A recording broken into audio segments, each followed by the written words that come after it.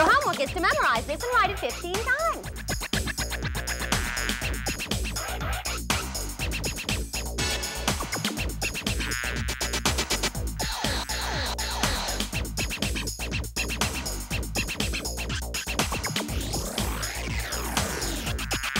Welcome to the coolest, hippest half hour of fun in Hampton Roads. This is Brain Stew with Jennifer Pulley, only on News Channel 3.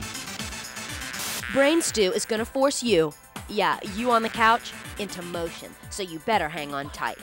This week, Brain Stew begins its adventure as we fly 50 miles off the coast of Florida to land on the USS Enterprise, a naval aircraft carrier. Today, we catapult our brain into action and discover Newton's 3 laws of motion. What's it like to fly an F-18 Hornet? We'll meet a pilot who loves the force of gravity when he flies over 1,000 miles an hour. Plus, Brain Stew is invited to the bridge of the Enterprise to meet the captain of this floating city. Oh, stand by. Norfolk Naval Air Station has just cleared us for takeoff.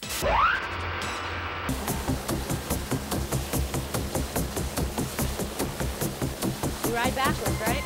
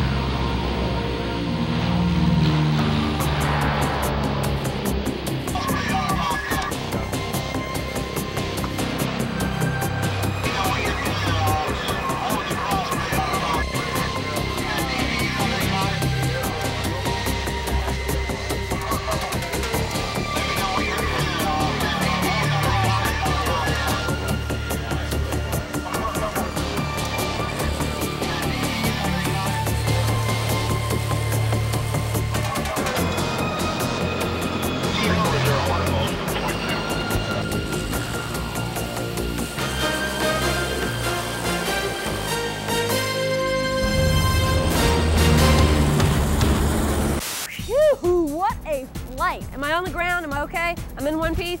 Yeah, I'm fine. The cod flight wasn't too bad at all.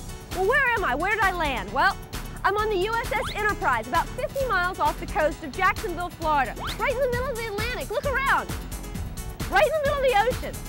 Now, you know and I know that the world is filled with moving objects. Look around the ship. People are moving everywhere. These machines, they're moving all over. Even this ship is moving as I'm standing on it. What about the jets? Well, they move. They gotta get on, they gotta get off. Now, if you're not on the Enterprise and you're at school, people are moving around school. Your mom's moving, your dad's moving through the kitchen in your house. People are moving everywhere. Things move all the time. You know what? Even the Earth and all the other planets move around the sun. Everything's moving. So what causes motion? Well, force does. What is a force? A force is a push, hey, or a pull.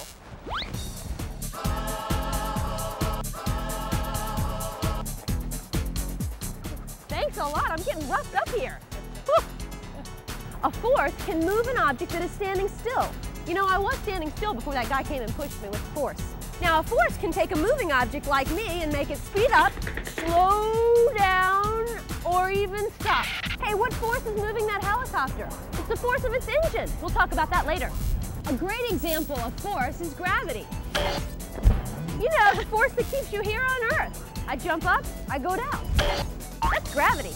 So basically, any kind of force creates motion. Well, how do you measure motion? I've got a friend of mine right here on the USS Enterprise. His name is Vern Junker. He's going to tell us how motion is measured in terms of speed, velocity, and acceleration. Let's go. Hey guys, I'm out on the flight deck at the USS Enterprise. This is so cool. I can't see land anywhere, Vern. Kind of scary. Yeah, it is. Oh, now, obviously I have on my float coat in case I were to be blown overboard. But I just ate lime, so I'm too heavy to be blown overboard at this point.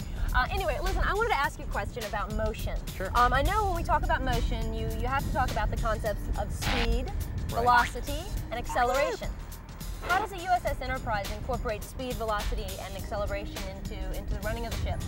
Well, primarily on the flight deck, we're interested in getting the aircraft off the deck. So Sure. on land, you have a large runway, where here we have a very short runway. Our catapults are 249 feet long. So we need to accelerate a large object, in this case a jet aircraft, Sure. from a velocity of 0 or a speed of 0 to a speed that's capable of sustaining flight in a distance of only 249 feet. So we do that using our steam-fired catapults. Yeah, now the energy that this catapult gets is not electrical energy. No, it's not. How do you guys power the catapult? Well, the ship has several nuclear reactors. Yep. The nuclear reactors generate steam. The steam is used to propel the catapults. Underneath these catapult troughs you see here, if we were to lift these covers away, you'd see two long cylinders about 18 inches in diameter. Inside the cylinders rides a huge piston assembly that's about 12 to 15 feet long. The entire assembly underneath there weighs 4,200 pounds, with this piece that protrudes above the deck being where we attach the aircraft to. Okay. Now Are we going to see that later? Oh, yes. Okay, good. Now, the back side of these piston assemblies, which are inside the cylinders, are concave, just like pistons in a car engine or whatever. Okay.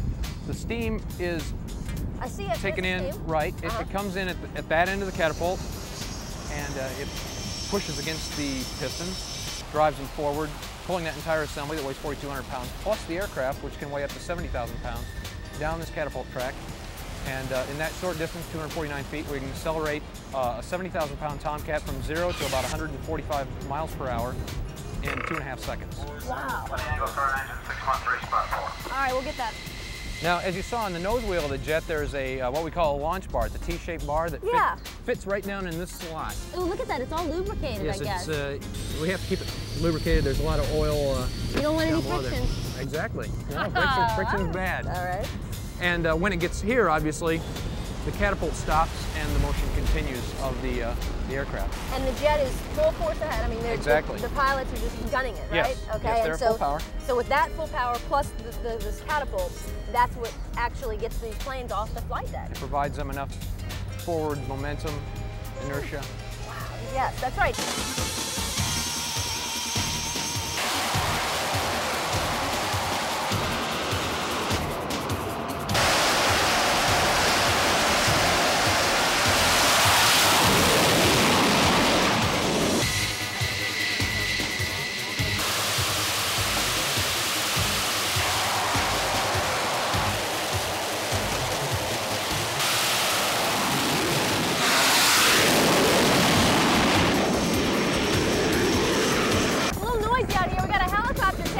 Over there, but he doesn't have to use the catapult system because helicopters just go up, so they don't have to use that.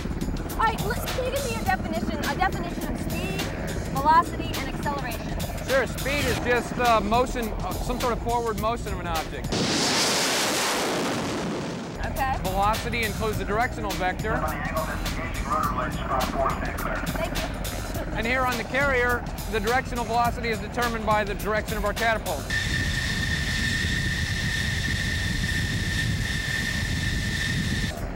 Then acceleration is a change in velocity over time.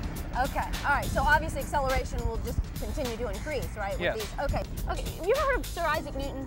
Oh, yes, I have. Okay, well, he's not around anymore, but he formulated these 3 laws of motion. Well, we know that the first law of motion is sometimes called the law of inertia, right? Exactly. And inertia basically says what, or the law of inertia? Well, that an object at rest tends to stay at rest, and an object in motion tends to stay in motion. Okay, how does that apply to the flight deck of the USS Enterprise?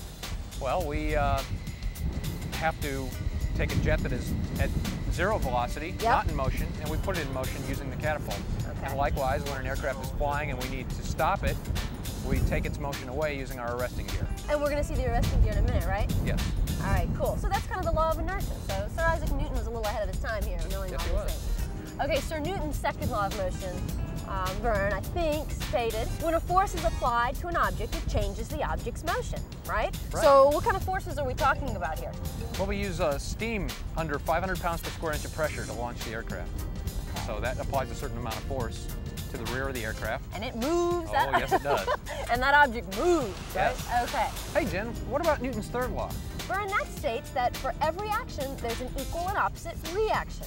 So if I were to like push you, right, your reaction would be to fall back, right? Right. Okay, Vern, you get these Tomcats off of this flight deck, off of the USS Enterprise. they gotta come back, right? Yes, they do. Okay, and they've got to land, and they only have a short distance to do it. How do you stop these planes weighing how much? 50,000 pounds or more. How do you stop them in such a short space? Well, let's go see, Jen. It's right over here. What's it called? It's the arresting gear. Arresting? Like getting arrested? Exactly. We don't want to get arrested. Hey, Vern, what's this? I'm almost going to trip over this big rope. Why is this here? Well, this is one of our arresting cables, Jen. We actually have 4 of them. They're a wire rope. This is number 4.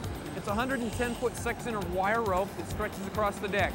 And this is what we use to stop the aircraft. This stops them. It stops them very quickly. Oh. In about 300 feet, we take a jet from 140 miles an hour roughly to 0. Holy cow, I can't believe that. So, but how does it stop them? I mean, does this just like come up? Like, does somebody hold us up? How does it stop them? Well, below the deck, there's approximately 1,000 feet of wire that's spooled around with essentially a giant shock absorber. And that shock absorber is full of hydraulic fluid. When the jet catches the wire, as it pays out, that hydraulic cylinder compresses, and the hydraulic fluid, the force of the hydraulic fluid stops the aircraft. Now, how does the plane catch it? What's on the plane that'll catch the wire? The aircraft all have a tail hook Okay. that lowers from the rear end of the plane. That It catches just the like wire. hooks it on there. Yeah. Now, and are all planes weigh the same and all, or no? No, they all weigh different amounts, really.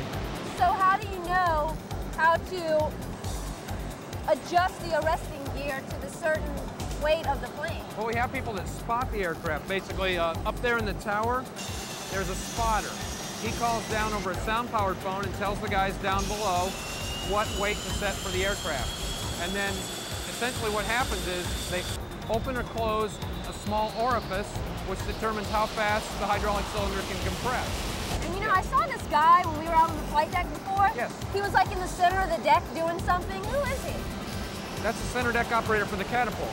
Okay. And what he does is we have a book that determines, based on what type of aircraft and how much it weighs, what to set the catapult for, which determines how quickly our launch valves open, and the rate at which the launch valves open determines how much steam enters the cylinder of the catapult.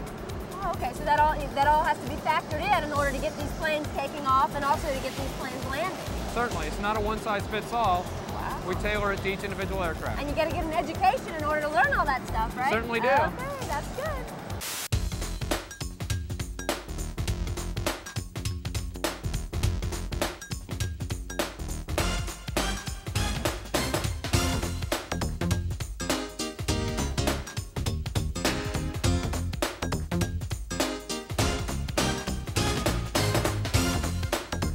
I think I'm learning my way around this ship, Vern. Am I right? Am I under the flight deck? Yes, you are. Pretty good. Okay, now, what are we looking at? We're looking at the arresting gear here, Jen. This is actually the number 3 wire. And this is, yes, hence the big 3 on the deck. Okay. It's essentially a giant shock absorber.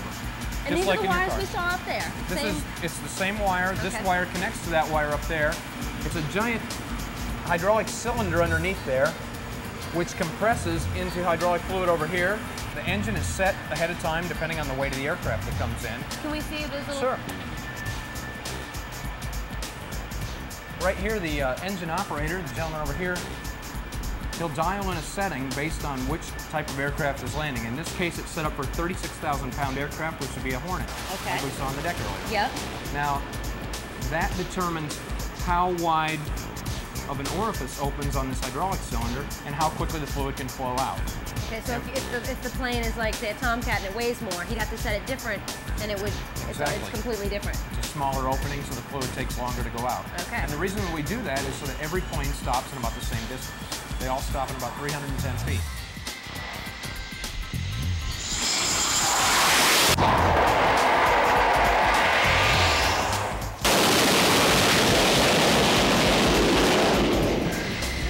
Whoa! Vern, that was incredible! Oh my gosh! Wow, I hope it stops. That's inertia.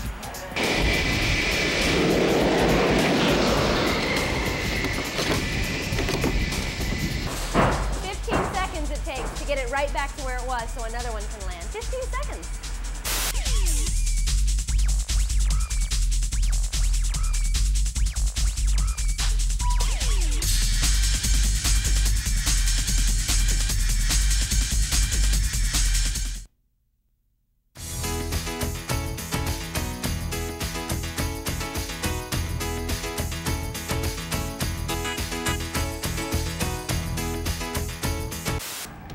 live ship, a real live jet, and I've got a real live pilot right here. Hey Randy, how you doing? Good, Jenny, how you doing today? I'm good, I'm hanging in there. Now you go by Randy, but you also go by? Astro. That's your code name. Call sign, right. Call sign, okay. And you fly what type of airplane? F-18.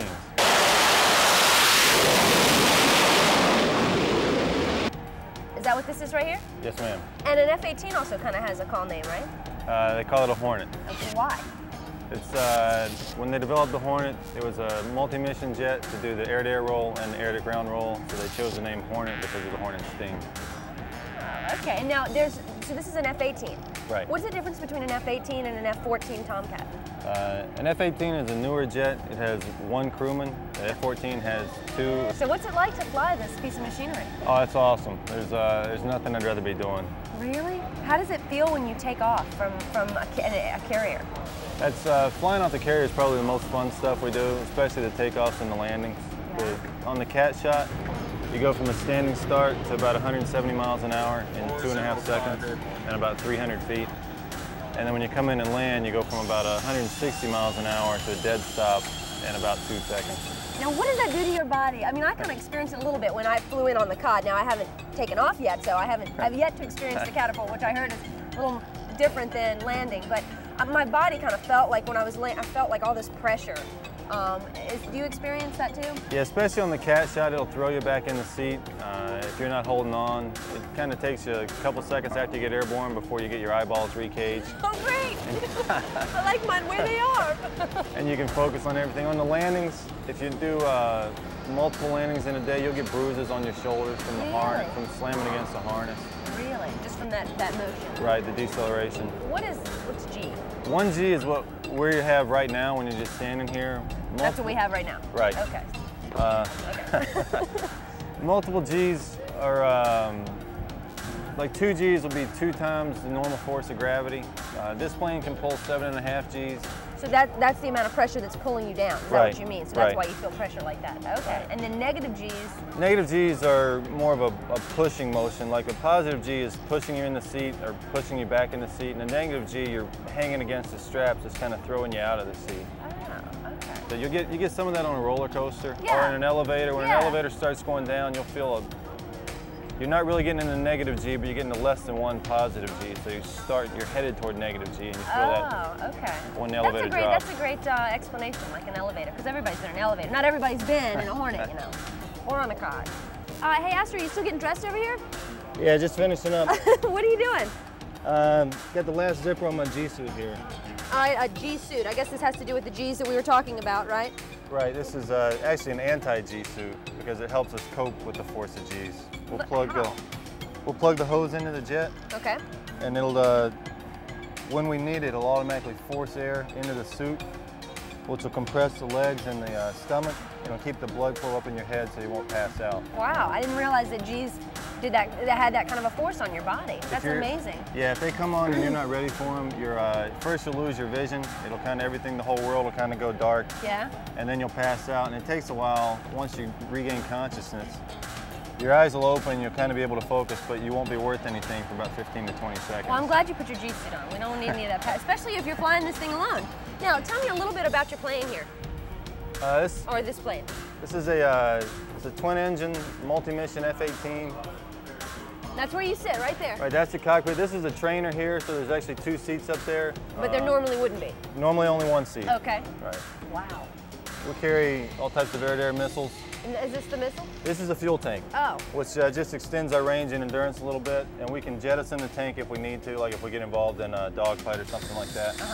We hit a button, the tank falls off, and it just gives us more performance. All right, now I've got a question for you. What's the fastest you've ever been in a jet? Personally, I've been to Mach 1.67, which is 1.67 times the speed of sound. So you've broken the sound barrier? Oh yeah. Really? I guess you don't hear anything, right? When you break the sound barrier. No, it's everybody else does. Right. It's very mild in the cockpit. You can do it without even knowing it, so you have to be careful you don't break people's windows. Was it incredible, just going that fast? Was it a rush? Yeah, it's a rush. It's over 1,000 miles an hour. Okay, Astro, I know you're about to fly out of here. That's bad, I know. I want to thank you, Astro, talking to us about your F-18 and what it's like to fly. It's amazing. I really respect the job that you have. It's kind of neat. Well, thank you. Yeah, and maybe one day you can take me up, maybe? I'm sure you'd enjoy that. All right, now I'll get a G suit.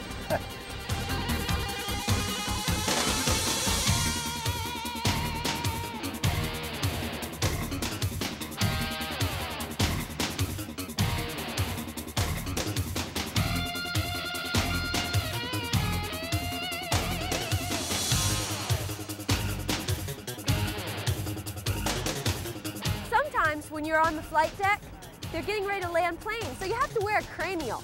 This protects your ears and your eyes from the noise of the plane and anything that could fly in. Just to let you know, that's why I'm wearing this. But it does look cool.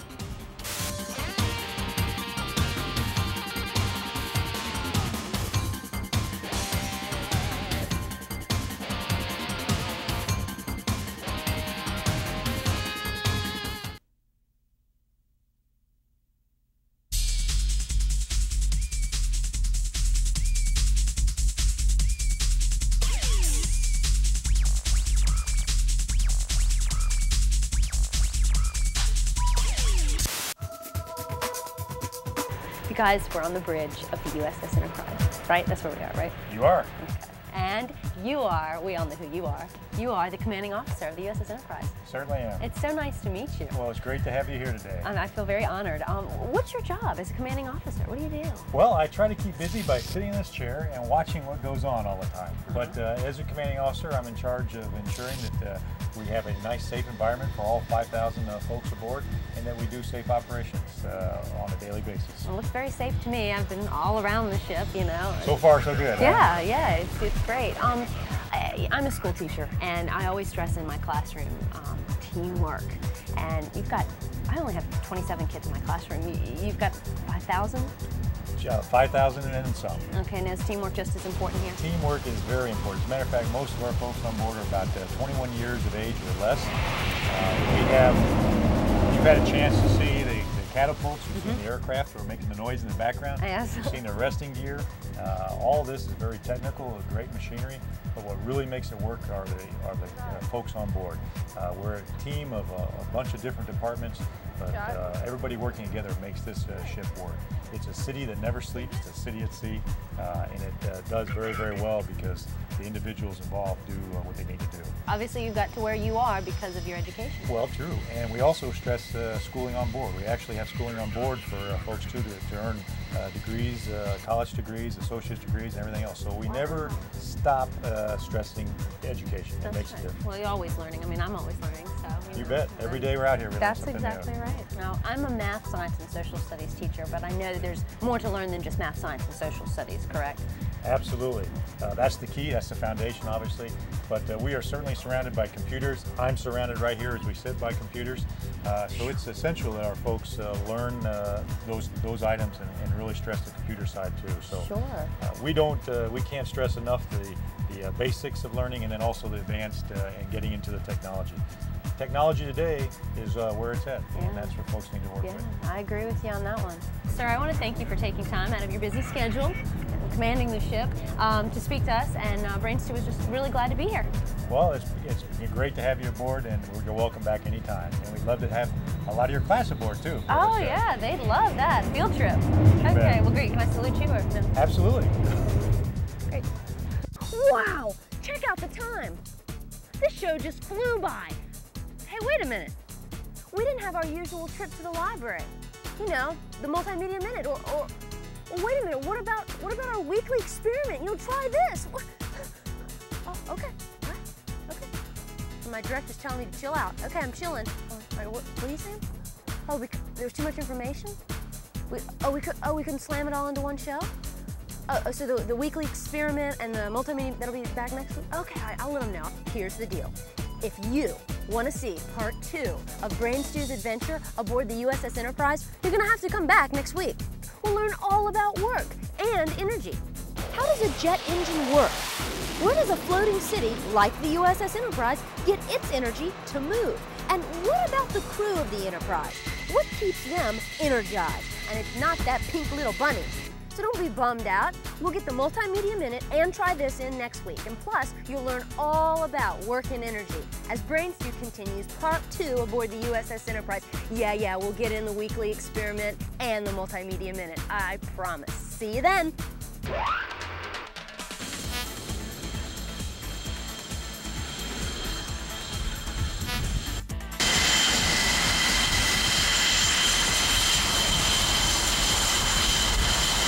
Anyway, I just want to thank you so much for talking to us about F-18. Is that right? That's F-18? right. Okay, hang on. Let me just. Thank you so much for talking to us about your F-14. F-18. This is an F1. F-18, sorry. His name is Vern Junker, and he's going to tell us how we he's going to explain to us how motion is measured.